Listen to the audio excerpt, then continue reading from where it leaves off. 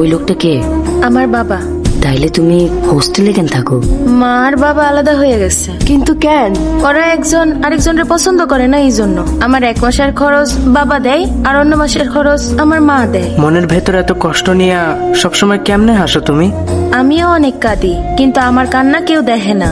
আমার কথা বাদ দাও, আমার কাছে অন্তত থাকার একটা জায়গা আছে, পড়ার জন্য অনেক কাপড় চোপড় আছে, কথা বলার জন্য হইলেও অন্তত বাবা মা আছে। কিন্তু তোমাগো কাছে তো এইগুলার কোনোটাই নাই।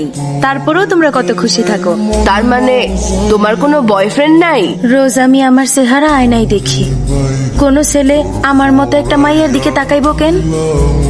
তোমরা আমার SBM বলে ডাকো, যার মানে সাদা বেগুনওয়ালা মুখ, তাই না? আরে না, ব্যাপারটা এরম। সরি রে। সমস্যা নেই মানজা, এখানে সরি বলারই বা কি আছে? আমি ঠিক মতো পড়ালেখা না করলে সেটা আমার দোষ, কিন্তু দেখতে এমন, তাতে আমার কি দোষ? আমি জন্মই নিছি এমনি, এটা কি আমার দোষ?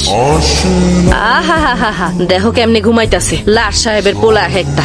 ওই ওর তাড়াতাড়ি। হ্যাঁ ওই উঠোস না। ওই, দিদি। অহন ধইরা পিটামো কিন্তু। সরি দিদি।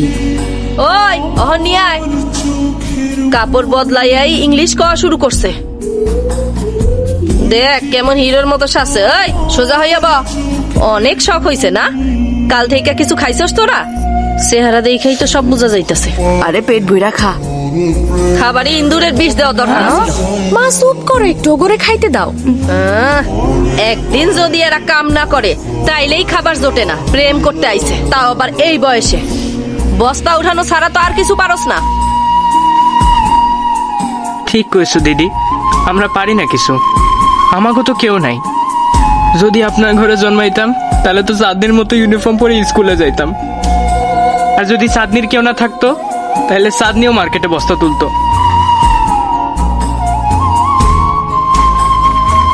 এতিম হওয়া কি আমাকে দোষ দিদি? যেটা কইছো সেটা ভুল না। অনাথ হইয়া জন্মানো তো গো দোষ না, কিন্তু অনাথ হইয়া মইরা গেলে দোষ কার হইব? ঘুমাইতেছে না তোর? হুম, দিদির কথাটা খালি মাথায় আইতেছে আর ডর লাগতেছে। ভাবতাছি রাত 3টায় তো ট্রাক আহে, আমাকে কাজও 8টার মধ্যে শেষ হয়ে যায়। এরপর আমাকে নতুন কাজ খোঁজা উচিত।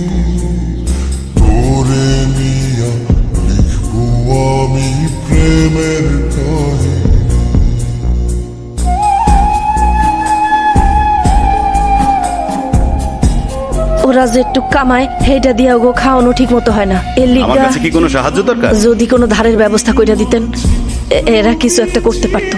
ধার? কতটুক পড়াশোনা করেছে? আসলে এরা কেউ পড়ালেখা করে দিদি, দিদি। তেমন কিছু জানেও না। দুই চুপ কর না। কি ক্লাস 2 পর্যন্ত পড়েছি? না না, ক্লাস 2-তে সাইডা দিছিল এই আর কি। ওহো, মনে হচ্ছে এই পুরো গ্রুপে এই একমাত্র শিক্ষিত। হ্যাঁ গোরা ভাই, আপনি যদি একটু সাহায্য করেন সারা জীবন কৃতজ্ঞ থাকবো। আমাকে 2টা দিন সময় দিন, দেখি আমি কি করতে পারি। হ্যাঁ ঠিক আছে গোরা ভাই। আচ্ছা।